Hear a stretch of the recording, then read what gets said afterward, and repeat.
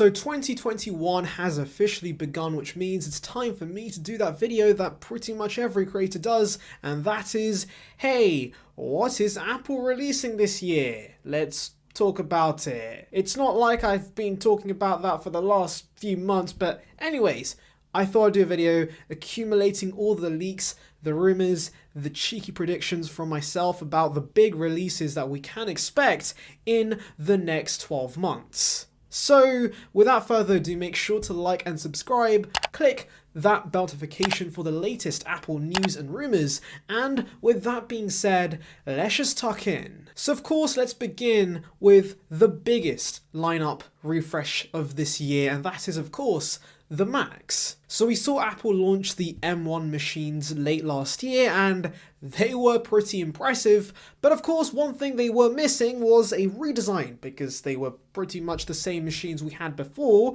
except with of course the new chip. But thankfully, this year, along with of course the improvements with Apple Silicon, we should be seeing some major redesigns to existing Mac lineups. For example, the iMac should be in line for a huge refresh in 2021, right from of course the M2 desktop chip with possibly 16 cores, to of course this redesign with an iPad Pro-like design, slimmer bezels finally, and potentially Face ID. To really bring the point home about how big of a deal this is, we haven't seen an iMac refresh in 8 years, okay? It's been 8 years, nearly a decade, since we've seen Apple touch the design of the iMac. So this is long overdue, and I am very, very excited. It's finally happening in 2021.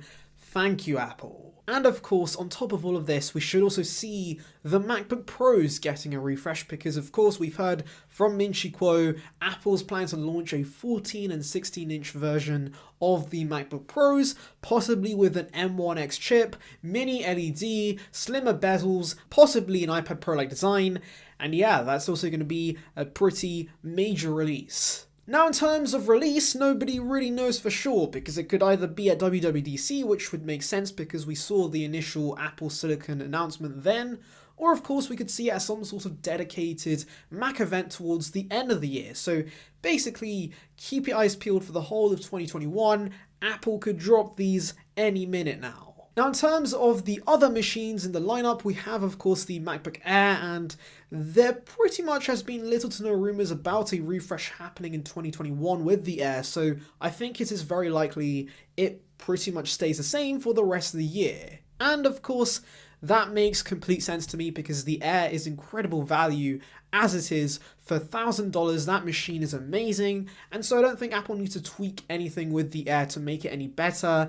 It's still a really, really great entry-level machine for a lot of people. As for other machines, we have of course the Mac Pro, which needs the Apple Silicon upgrade. Now that's actually expected to happen in 2022, so I think we'll have the Intel version around for this year.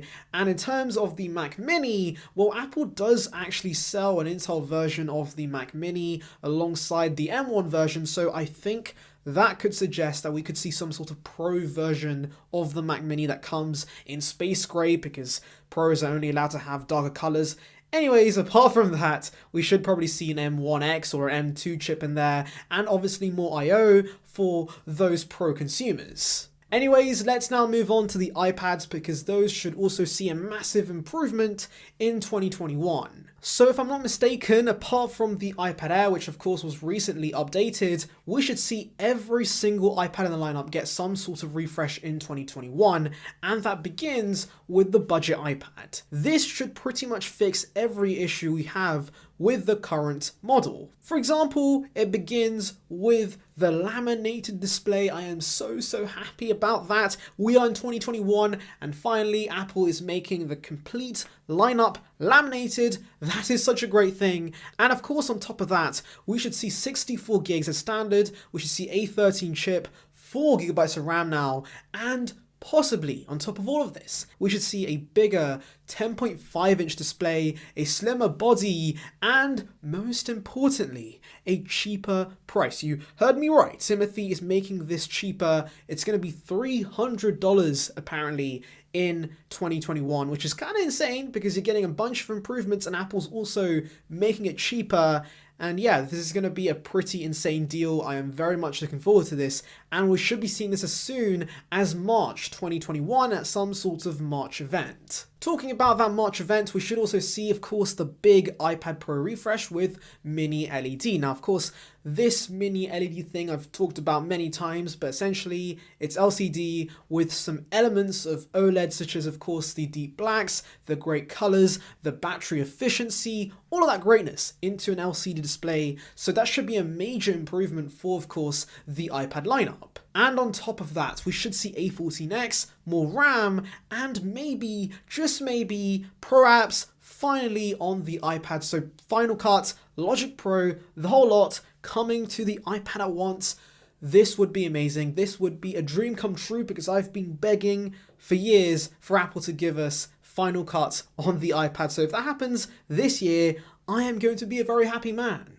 Now, of course, another release that we should expect as soon as March is the release of the iPad mini. Now, this is going to be a huge refresh for the iPad mini because essentially it's going to be incorporating that iPad Pro-like design. So apart from the budget iPad, we should pretty much be seeing every iPad convert to, of course, the slim, symmetrical bezels the iPad Pros had since 2018. And of course, on top of all of that, we should see the iPad mini possibly come with mini LED, possibly A14 and more RAM, possibly Apple Pencil 2 support, and Touch ID built into the power button. So certainly quite a lot of improvements to look forward to, and again, a much needed refresh to the iPad mini lineup, which has been neglected for many, many years. And if there's one thing I've noticed, a lot of you guys are looking forward to this for some reason. So yes, I'm happy Apple's finally giving this to us in 2021. Right, the juicy stuff that we expect every year, that is the iPhone. So the iPhone had a pretty big year in the form of the iPhone 12. The redesign is absolutely amazing. I love the flat edges. This phone is incredible. I love the design. It's really, really nice. But of course, after we have a major redesign, we tend to see a pretty minor S year. And that's exactly what we're getting this year. The iPhone 13 or the iPhone 12s, it should pretty much stay identical to the 12 in terms of design, but it could bring some improvements, I guess, that some people have been begging for many years. For example, on the Pro iPhones, we could see 120Hz finally debut on the iPhone. That's going to be pretty awesome, but most importantly, Touch ID could be making its return on these iPhones because, of course, COVID made Face ID pretty useless, and so Apple's kind of forced into giving us Touch ID this year because people are complaining. So yes, that's going to be the big headline feature of the iPhone 13. In-display, Touch ID, so we have the combination of using both, which is going to be pretty useful. In terms of other upgrades, it should pretty much be the same. I mean, expect the A15 and of course possibly more RAM, slightly better cameras, but yeah, nothing really groundbreaking with the iPhone 12s, apart from possibly a portless iPhone, but that's not really an upgrade, that's more of a downgrade, so yes, not really an exciting year for the iPhone. And I guess that brings me to Apple's most boring lineup, which is, of course, the Apple Watch. Now, I say boring because Apple has pretty much peaked with the Apple Watch. There's really not many things they could do,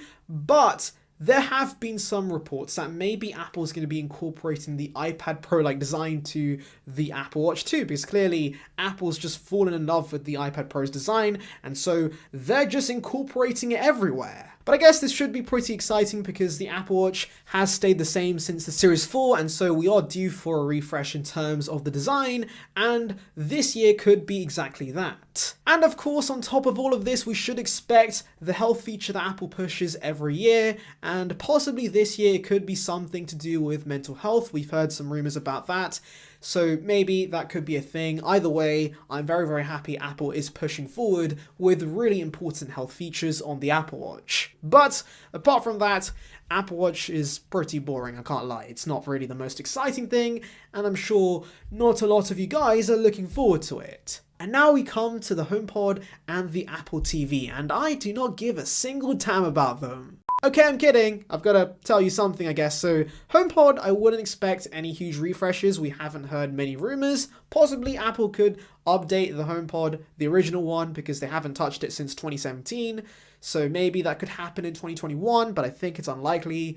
And as for the Apple TV, we should see a huge refresh happen in early 2021 with an A12X chip, possibly more storage, and a gaming focus. So possibly a gaming controller to go with your Apple TV. And I'm not really looking forward to that. I know that some people might be interested in that, and so if you are, that's great news for you guys, but personally, I don't care. So that's that. And of course, it's become a yearly tradition at this point, but AirTags, we're still waiting for AirTags. It still hasn't been released. Maybe this could be the year. Who knows? Probably not. Right, enough of the boring stuff. Let's now delve into some more exciting stuff in the form of the AirPods lineup. So of course we should be expecting a huge amount of refreshes with the AirPods lineup, and that begins with AirPods 3. So AirPods 3, to sum up, will be AirPods 2 and AirPods Pro having a baby and merging together to become one, so it will still have the hard tip design that some people prefer, like myself, but it will have elements of the Pro, such as of course the vent design and possibly the Force Touch controls on the stem. So yes, should be a pretty nice upgrade. It should also be smaller, should have better sound, it should have better battery life, and possibly wireless charging as standard, which means yes, it's going to be slightly more expensive now. $200 is what the leaks are saying, but I think it will be a worthwhile upgrade because of the many improvements this version of AirPods will bring. Now, in terms of release, that should be happening as soon as April or May of 2021. So yes, keep your eyes peeled for that. I certainly am, because that's going to be something I cop on day one. I love my AirPods, and AirPods 3 sound like an amazing upgrade. But of course, not everybody wants to be seen wearing peasant AirPods. There's going to be the crowd looking for the AirPods Pro successor, and we should be getting that as soon as maybe mid-2021 or possibly later in the year. But this AirPods Pro refresh is going to be pretty huge because it might actually bring a major redesign to the AirPods lineup in the form of, well, the lack of a stem. So yes, this AirPods Pro might remove the iconic stem design and might go for something more like the Galaxy Buds for possibly a better fit and seal. Now, I'm not sure how I feel about this. I've covered this many times, but I feel like the stem design is a part of the AirPods brand. So I hope this leak is wrong. I hope they just keep the current design.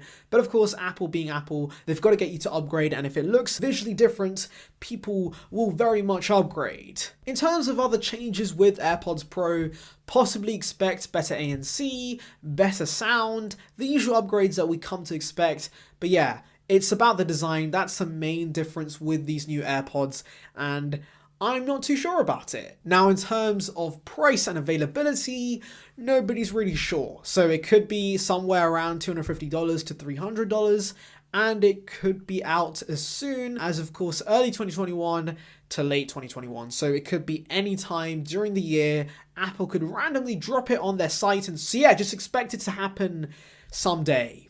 That's pretty much it. Now, another addition we can expect to the AirPods lineup will be the AirPods Max Sport, or the AirPods Sport, essentially a $399 version of the AirPods Max with possibly cheaper materials. But that will be the only change apparently. Apart from that, it should really have the same design and the same features, same sound.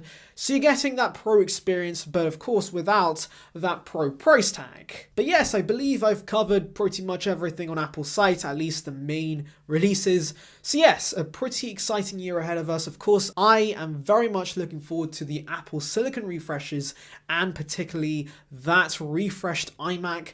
I can't wait to see that design, and if the price is right, I might be buying one. But tell me in the comments below, are you also thinking of buying some sort of new technology item from Apple in 2021? And if so, why? And of course, that brings me to the end of today's video. Thank you guys for watching. Make sure to like and subscribe. Click that notification for the latest Apple news and rumors. Check out a video in the icon above somewhere. I forgot which side it was.